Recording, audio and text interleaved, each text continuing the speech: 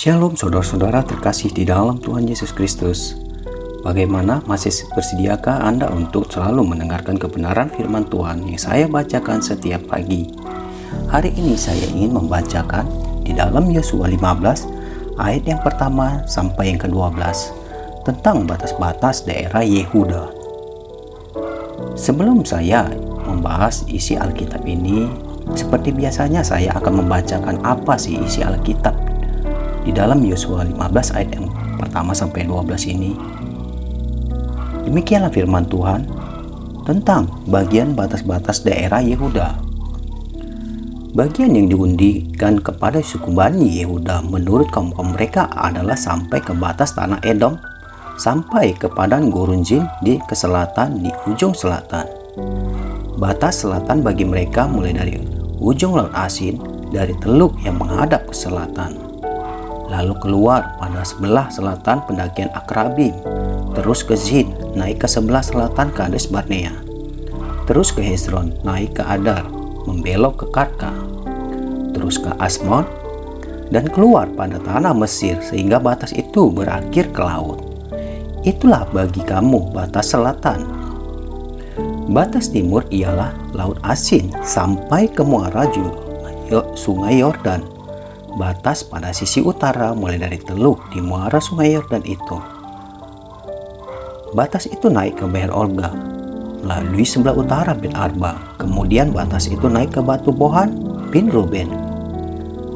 Lalu dari lembah Akor, batas itu naik ke Debir dan menuju ke utara ke Gilgal di seberang pendakian Adumim, yang di sebelah sungai selatan. Kemudian batas itu terus ke mata air En-Semes, keluar ke En-Rogel. Kemudian batas itu naik ke lembah Ben Hinnom di sebelah selatan sepanjang lereng gunung Yebus. Itulah Yerusalem.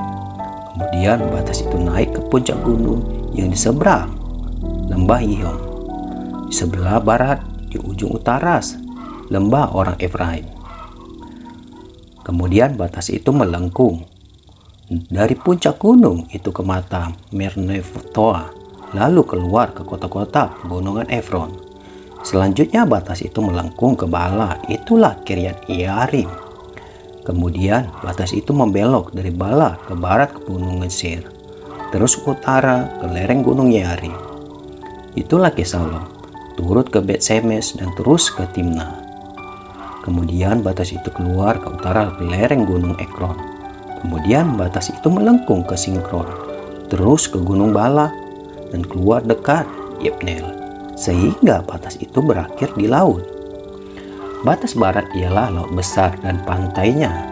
Itulah segala penjuru, batas-batas daerah Bani Yehuda menurut kaum-kaum mereka. Itulah isi Alkitab yang baru saya bacakan hari ini. Mengapa batasan dianggap penting? Tanda kemajuan peradaban adalah mengetahui sekaligus mengerti batasan. Alhasil, kita menjadi paham pada hal yang tak semestinya dilanggar. Alhasil keadilan dan kemanusiaan dapat tegak terwujud. Salah satunya adalah dalam membentuk batas-batas wilayah. Ini untuk menunjang kelangsungan hidup menjadi bangsa manusia. Nas ini berkisah tentang bagaimana Bani Yehuda diajak mengerti batas wilayahnya. Batas teritorial itu kemudian harus dijaga dan dihormati bersama-sama.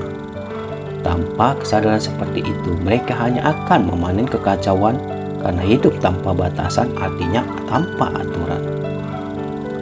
Batasan akan mendidik kita tentang kemerdekaan dan kemandirian dalam kebersamaan. Ini menjadi pelajaran penting bagi suku Bani Yehuda. Dengan batasan, orang bisa berdikari mengurus kemajuan wilayah masing-masing. Namun demikian, mereka tidak bisa mengabaikan tanggung jawab bersama kepada suku Lewi. Pasalnya, mereka merupakan suku yang tak punya hak milik untuk mengolah tanah. Bila diperhatikan, lokasi suku Bani Yehuda tidak sama dengan untuk setiap kaumnya. Ada yang berbatasan dengan padang gurun Zin, ujung Laut Asin, pendakian Akrabim, Kiryat Yearim, berdekatan dengan lembah, dan ada pula yang berbatasan dengan daerah perbukitan. Setelah mengetahui batas-batas masing-masing, setiap kaum harus menggali potensi wilayahnya. Mereka akhirnya terdorong untuk mengenali potensi diri. Inilah pentingnya tahu batasan. Sama juga dengan seperti diri kita. Untuk mengetahui batas-batas seperti kita memiliki tanah di tempat kita. Mungkin dengan cara itu kita mengetahui mana yang bisa kita kerjakan atau tidak. Seperti ladang-ladang ataupun kebun kita sendiri. Ini mungkin terjadi dalam kehidupan kita juga, di mana orang terkadang karena batas tanah terjadi perselisihan dan keributan. Inilah gunanya apa yang kita pelajari dari kebenaran firman Tuhan ini untuk mengetahui tentang batas-batas di dalam kehidupan kita sehari-hari. Mungkin banyak orang Kristen mengetahui batasnya sebagai kaum minoritas. Namun, minoritas bukan berarti menjadi kerdil. Hak dan kewajiban penganut Kristen di negeri ini sama dengan warga lainnya. Batasan sejati sebagai pengikut Yesus terletak dalam panggilannya mewartakan berita Injil ke seluruh dunia. Itulah apa yang saya baca tentang batasan-batasan yang harus Anda ketahui dalam hidup Anda, baik kepada orang-orang di sekitar Anda. Dan kita tidak mempunyai batasan hubungan kita dengan Tuhan. Mari, hari ini saya ingin mengajak saudara-saudara untuk bersatu di dalam doa. Terima kasih Allah Bapakku, terima kasih Yesusku. Kami mengetahui tentang apa makna yang kami baca hari ini, tentang batasan-batasan yang ada di dalam kehidupan kami. Biarlah Tuhan kami mengerti dan mengetahui apa yang kami harus berbuat dan apa yang harus kami ketahui tentang batasan-batasan hidup itu. Bapa, Engkau yang menjamah hati kami, Engkau yang mengurapi kami, Engkau yang melindungi kami. Berkati juga Tuhan apapun segala pekerjaan yang kami lakukan, biarlah kami tetap selalu setia untuk mendengarkan dan membacakan segala kebenaran firman-Mu. Karena dari sini kami mengerti apa isi tentang segala kebenaran firman. Terima kasih Bapa, terima kasih Yesus. Kami akan mengakhiri segala pembacaan firman-Mu hari ini hanya di dalam nama Tuhan Yesus Tuhan kami. Haleluya, amin. Terima kasih saudara-saudara telah mendengarkan kebenaran firman Tuhan yang saya bacakan setiap pagi. Saya berdoa buat saudara-saudara untuk selalu tetap diberkati di dalam Tuhan Yesus Kristus Tuhan kami. Haleluya, amin.